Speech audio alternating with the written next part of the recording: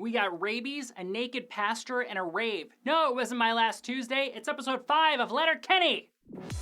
I'm Maria Menounos, and you're tuned in to AfterBuzz TV, the ESPN of TV talk. Now, let the buzz begin.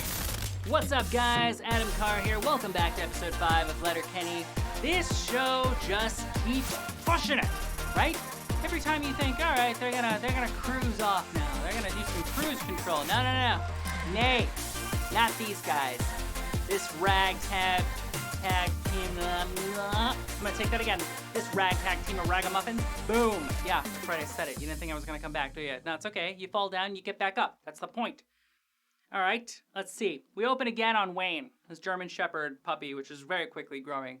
That's the cutest dog in the world, right? Wayne, if you ever need someone to watch that dog, I'll watch that dog. It's my girlfriend right now. She keep talking about a dog, right? And a German Shepherd keeps coming up. I can't watch the show with my girlfriend, not because I don't want her to see the show. She sees that German Shepherd, you're gonna fuck me over, Wayne. Thanks. Anyway, guys start off. They go and see a naked Glenn in church. And why is Glenn naked? Well, because it's hot. And he's taking off his pants. And he keeps telling Daryl, it's okay. You can take off your overalls, whatever you need, that jumper, and I'll just hold it for you. I'll just hold it next to you. Which every guy says, that's a no and a Texas size 10-4. Thanks so much, Glenn. They find out, unfortunately, there isn't a Pied Piper for possums. And one gets stuck under the house, which, of course, Daryl goes in there. My man Daryl, balls to the wall. Grabs the possum and gets his hand bit. Now, for those of you who may or may not know, I'm a hand model. And I can tell you, first off, when there's danger, you do not put your hands first. Maybe your feet, maybe your elbow. Who gives a shit about your elbow, man? But your hand? I was offended watching that scene. So Daryl gets bitten, right? And then he's sitting there and he's starting to act like a humanoid, Cujo. What's going on? And Katie's the only one who picks up that Daryl might actually have rabies. And of course, her suspicions are highlighted and brought to truth when Daryl throws up. Now, I don't know if you remember the movie Cujo, but I'm pretty sure throwing up, that's right around there. It's like with the glossy eyes and the drool coming out of the mouth. It's pretty crazy. So Katie takes Derry to the hospital, right? She's got a heart of gold. I love that girl. She's sweet. Katie, find a good guy. Find a nice guy who helps take care of you for once. You're taking care of all these numbskulls. Good for you, Katie. Finally, we find out that Stuart, who's also outside the hospital when Katie comes there, he doesn't feel or look so good. And he and Katie actually have this really nice, sweet moment where she tells him that he used to be kind of charming and that when he played music in high school, she liked listening to him. And he was like, wait, you found me charming? And she's like, dude, we're not in high school anymore. The meth thing, it's not cute. It's not funny.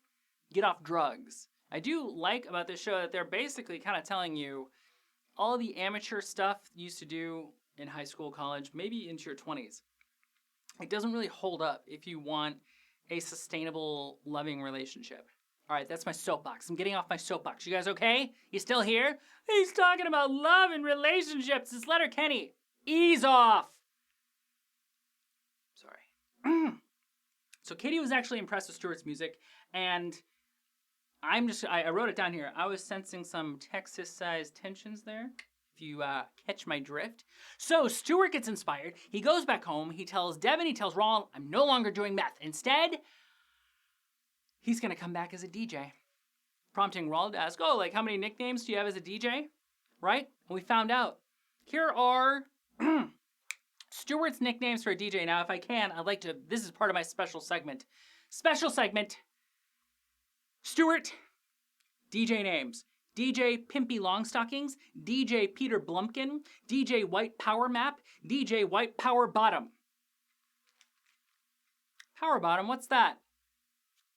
Now, Wayne, of course, is going to give us some lessons about skunks. Wayne gives us a little insight here into what he knows. Thank you, National Geographic Wayne, because I did not know that skunks are impervious to bee stings. Yeah, did you know that? Mother skunk teaches her little ones how to, cave away some of that honey from the honeycomb. Can't get stung. Then, of course, Wayne finishes it with saying that they hibernate, and to stay warm, they take turns farting on each other in the winter. I'm not sure if that's true, but you know what, Wayne? for Letterkenny's sake, I hope it is. Now, we talked about this. We talked about skunks, bees. All right? The more you know. Stewart's group, of course, now is trying to sabotage him doing the rave. They don't want to do it because the meth has completely dropped off. Nobody's making money anymore. Stewart's feeling better. Stewart's sober. He's doing great. He no longer has those giant bags under his eyes. He doesn't have the scabs on his neck. He doesn't look like he should be an extra on The Walking Dead. I'm actually proud of him. He's doing well. And he asks Katie to come too. And of course, Wayne sees him talking to Katie and he goes, hey, get the hell off my deck. Like hell you're going. But Stewart tries. Then he has this poster and he tells her she has a VIP pass. And he tells her security's going to be really tight, but he'll still talk to her and if she can be there.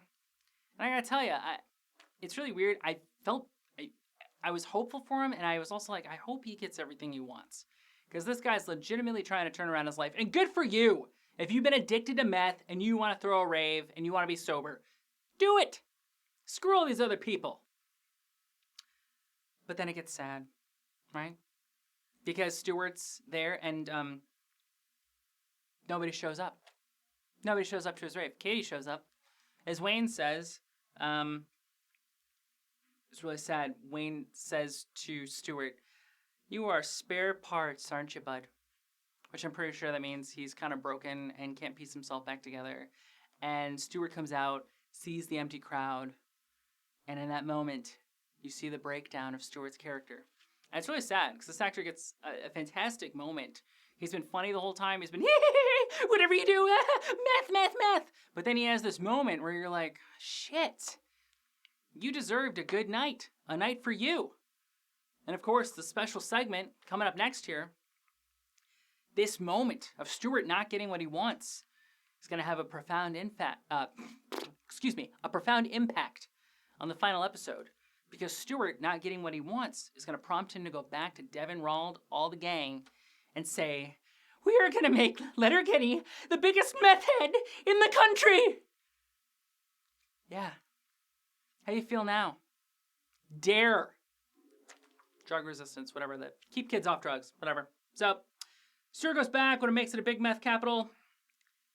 Pretty sad. Thank you for joining today.